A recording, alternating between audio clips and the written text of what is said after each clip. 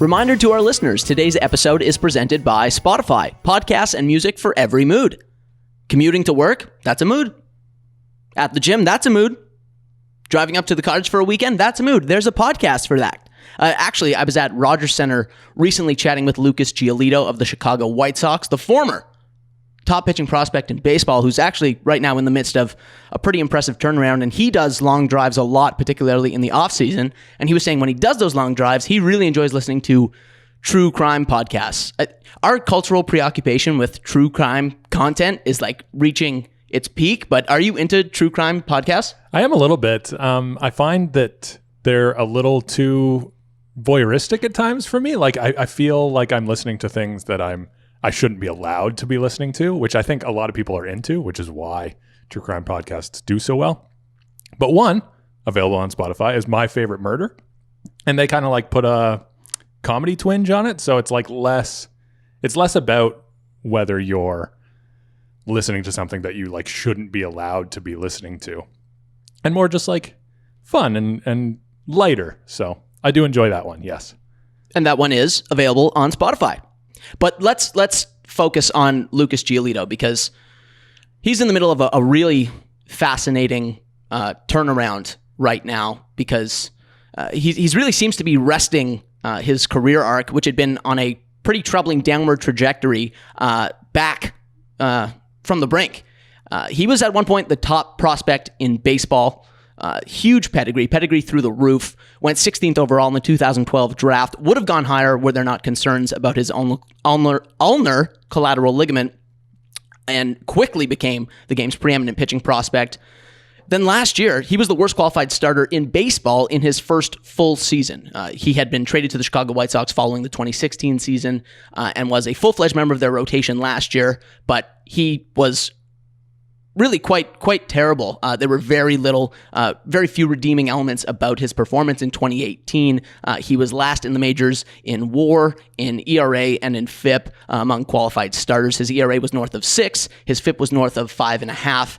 And it was pretty troubling to see a player who had been so highly touted really struggle so profoundly in his first full go-around. And then bam, fast forward to 2019, this season, he has a better FIP than Jacob deGrom, than Jose Barrios, than Clayton Kershaw. His velocity has ticked up from where it was the last 2 seasons. He looks like he's becoming the pitcher that he was supposed to become while he was ascending up the minor league ladder. What's your take on sort of the post-hype breakout that we're seeing from Giolito?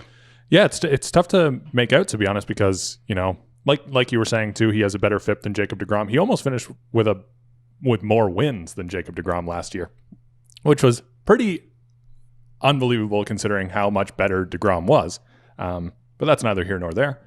Yeah, if you needed more evidence that wins are the most hollow and meaningless statistic, yes. Pitcher wins. Yeah, totally meaningless. But yeah, Giolito, it's just unprecedented that a pitcher would struggle this much and still make his 32 starts. So it's so unprecedented, in fact, that I decided to play index, whether any pitcher has done this before. So I took pitchers younger than 26 who have pitched more than 150 innings and had an ERA of higher than 6. And the last pitcher to do it was Javier Vasquez back in 1998. So like this just hasn't happened in the 2000s at all. If you struggle, you get set down. Irrespective of pedigree. Yeah. Like in 2017, Blake Snell, who had acquitted himself really well as a rookie with the Tampa Bay Rays in 2016 and was a huge pedigree guy, former first-round pick, when his command was off early on in 2017, they sent him down. Mm-hmm. Like, you don't see pitchers this young,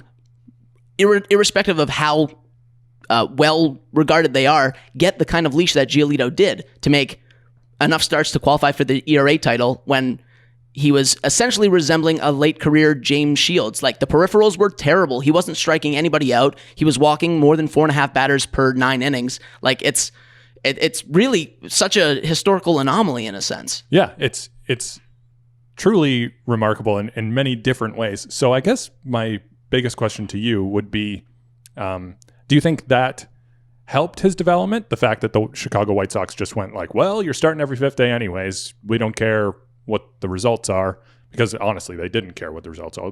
They were a 100-loss team last year and took arguably a step back in their rebuild. The luxury of being a rebuilding team is being able to afford young guys you think could be a big part of your future the opportunity to fail and to fail extensively, as Giolito did. Do I think it helped developmentally? Yeah, I do. Or like as opposed to a pitcher being sent down. I think it did, because I think it gave him confidence that the White Sox believed in him and believed that he could be more than the poor results he was showing, but also that, there's only so much you can do developmentally at the AAA level, and once you get to the big leagues, you need to figure out how to get out big league hitters, and you simply can't do that in the international league. So I do think it was beneficial, but I also think he made legitimate substantive changes this offseason that have been even more central to his turnaround.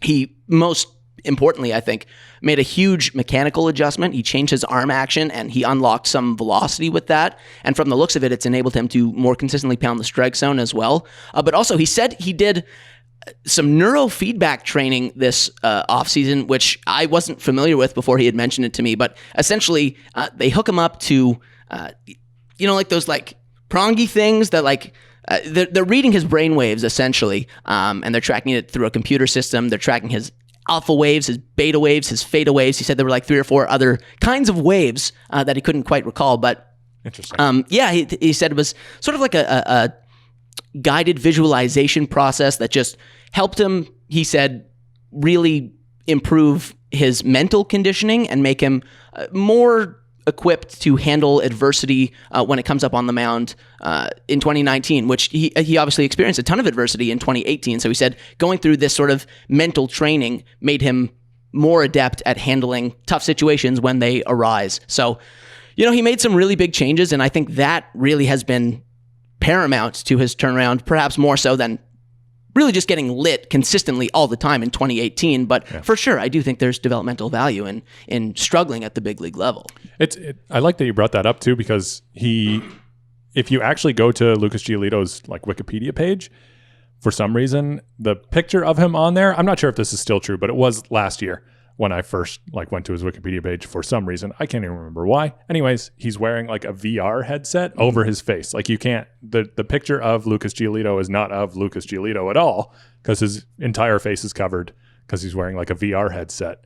So I don't know what to take away from that. Like he might just be he's thorough and exhaustive in his methods for trying to get better at pitching. Yeah. But still, speaking of his Wikipedia page, my favorite Lucas Giolito factoid, his grandfather played Susan Ross's dad on Seinfeld.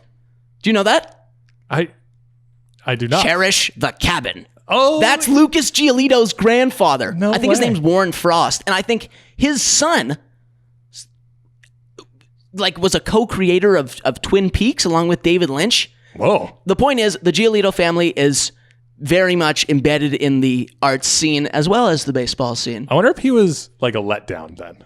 Like he chose baseball and they were like, well, we really thought you were going to be a screenwriter. Yeah. You went first. You went in the first round of the MLB draft, you abject failure. Yeah, exactly. But yeah, it just doesn't happen.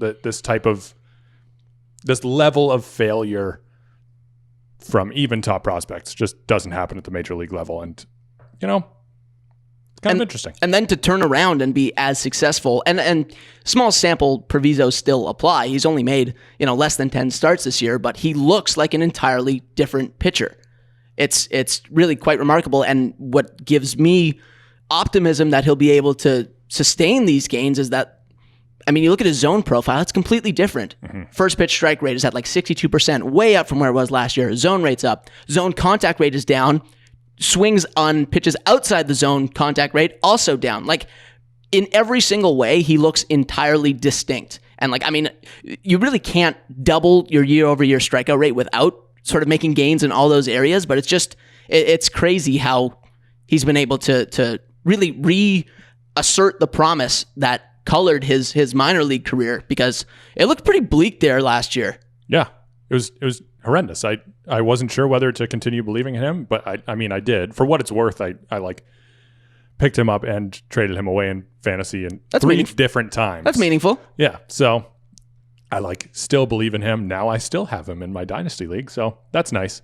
Rounding out that play index, if I may. Please. Javier Vasquez did it in 1998. Another pitcher did it in 1998 in one of his first 3 seasons. Ken Cloud.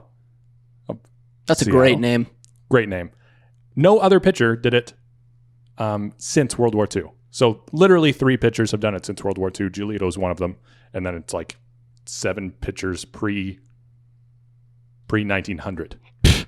So this doesn't happen. Yeah, it's pretty remarkable. And it's got to be really encouraging for the White Sox, whose rebuild has stalled, that they now maybe have a guy who could be their top of the rotation stud for the near and long term. Yeah, especially with Reynaldo Lopez kind of not looking too great this year.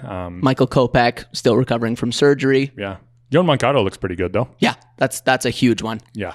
Eloy's first season obviously isn't off to a sensational start, but he should be coming back from injury soon. He's on a rehab stint right and now. He'll hit. Of all their prospects, I'm sort of most assured of his floor. I think he'll be the highest floor of all their sort of core prospects. But man, having Giolito be a number 1 or a number 2 is so huge for them. Yeah. I have almost no faith in the White Sox to develop their prospects. So the closer they get their prospects to MLB ready from other teams, I think the more optimistic I am of them. But Giolito was pretty much fully ready. I mean, he had made his MLB debut by the time the White Sox acquired him. He wasn't good in 7 appearances, I think 5 starts with the Nationals in 2016. He pretty much threw 4 scoreless in his rain-shortened MLB debut and then was terrible the rest of the way.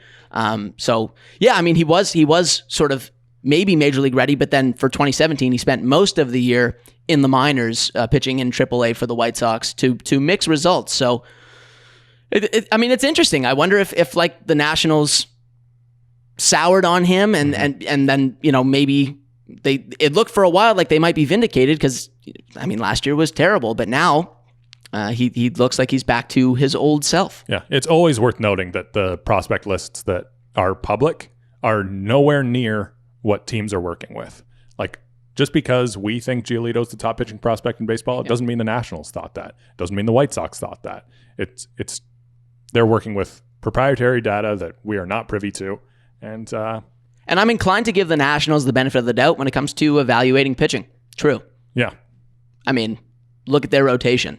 Look at their rotation for the last 5 years. Yeah. Look at Patrick Corbin and how good he's been.